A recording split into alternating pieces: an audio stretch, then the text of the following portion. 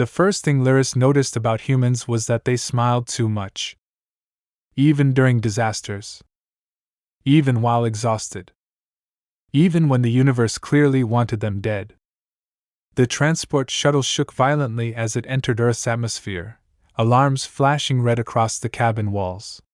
Around her, the other alien exchange students gripped their seats in panic. But the human pilot? He laughed. Relax, he said over the intercom.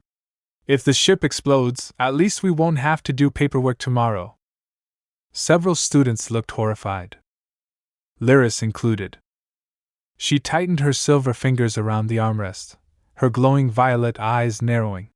Humans were supposed to be primitive, reckless, emotionally unstable. Every galactic report described them the same way. Dangerous endurance predators with poor self-preservation instincts.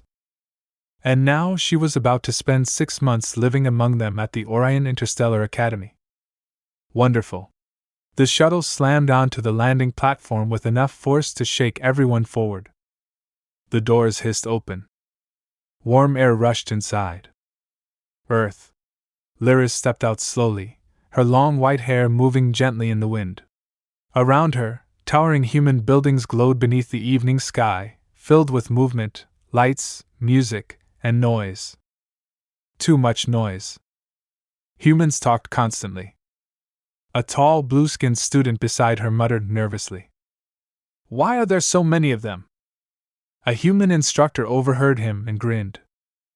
Oh, this is quiet season. The alien students exchanged terrified looks. Then Lyris saw him for the first time. Standing near the academy gate.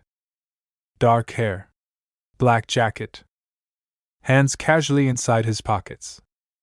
Human male. He looked unimpressive. No armor. No visible weapons. No military posture. Yet something about him felt strangely calm compared to the chaos around him. The instructor pointed. Dorm assignments are randomized. Lyris Valen, your human roommate partner will be Daniel Hayes. Lyris blinked. Partner? Shared research housing. Her expression darkened immediately. I requested private quarters. Denied. Daniel raised one eyebrow. Well, he said casually, this should be awkward. The dorm room was smaller than Lyris expected. Human books scattered everywhere.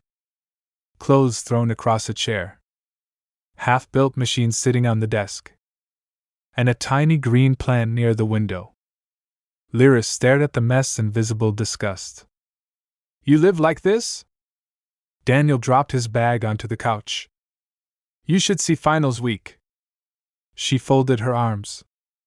You are aware disorder increases mental fatigue by 14%? Yeah, but cleaning sounds exhausting. She genuinely couldn't tell if he was intelligent or completely broken. Probably both. Over the next few weeks, the Academy forced mixed species teams to interact. Cultural exchange.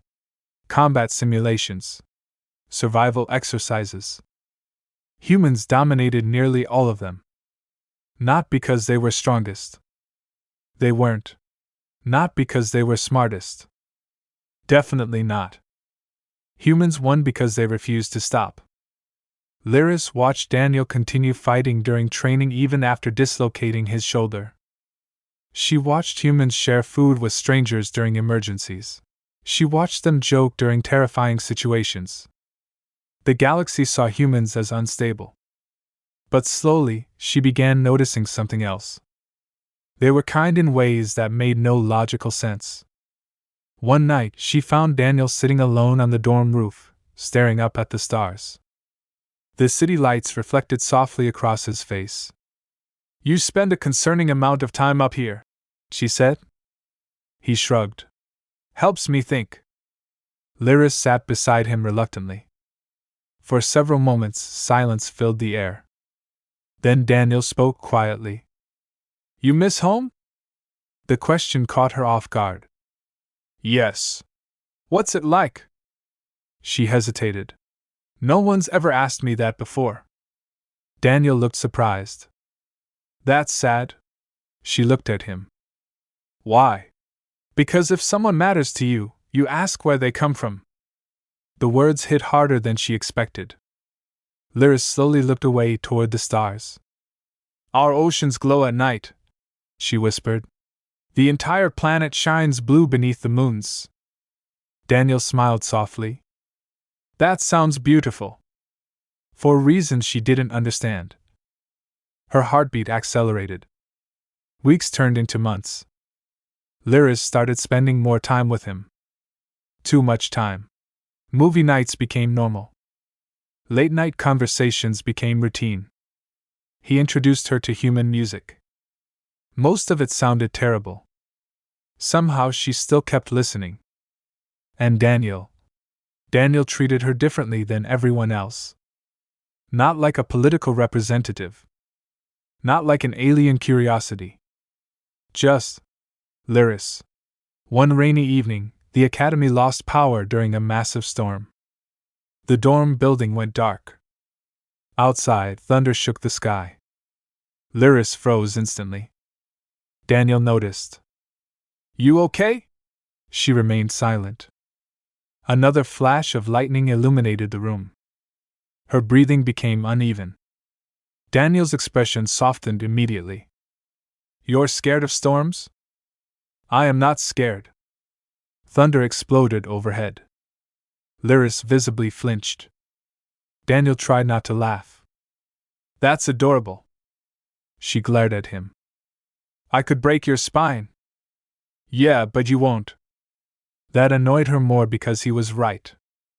A few moments later, another thunderclap echoed through the city. Without thinking, Lyris instinctively moved closer to him. Daniel paused. Either of them spoke. The darkness around them suddenly felt smaller. Safer. Then Daniel quietly handed her one side of a blanket. Human survival technique, he said. This is scientifically ineffective. Still works. Reluctantly, she accepted it.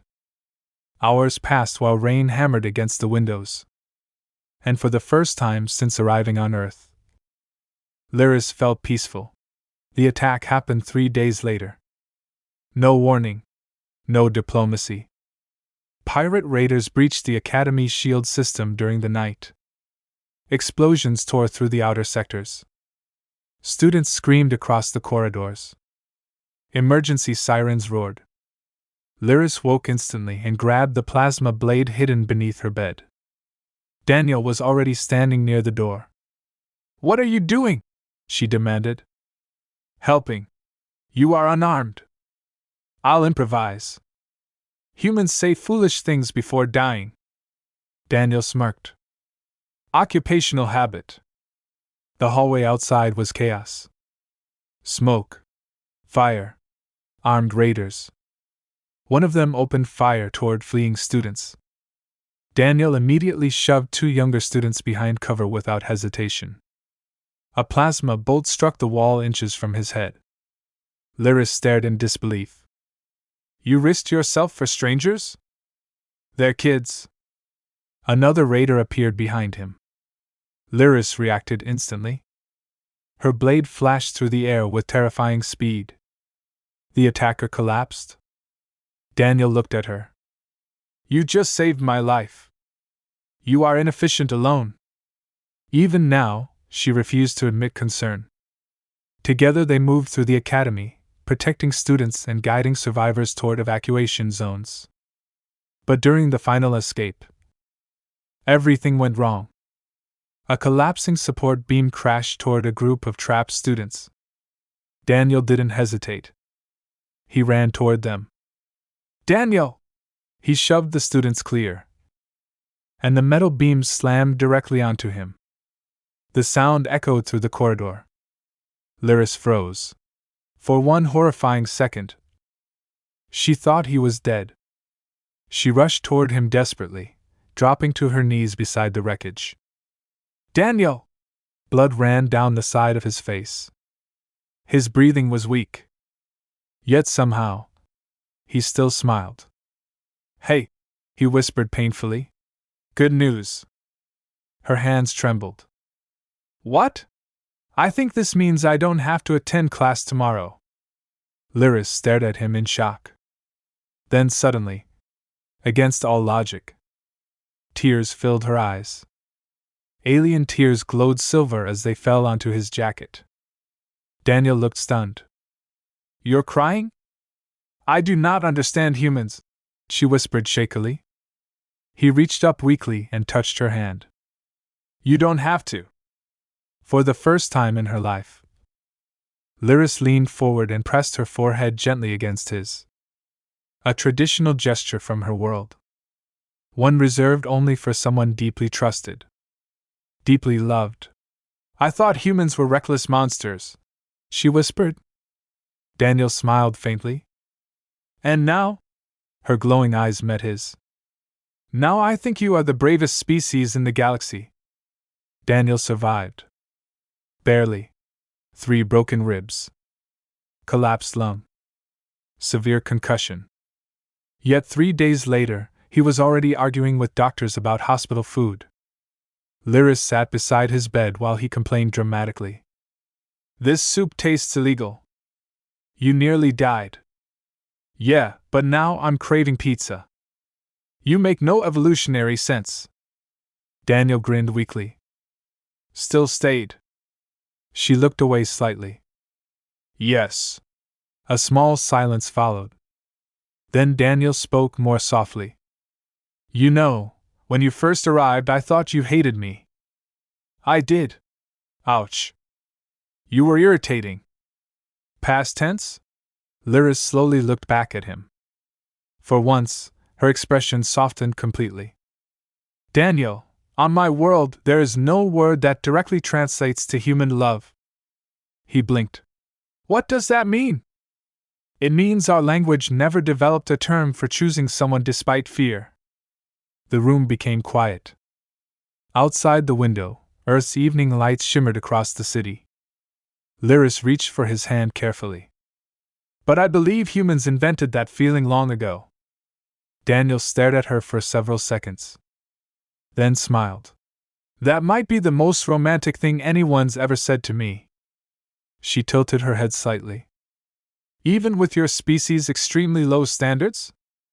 He laughed painfully. Okay, definitely top 3.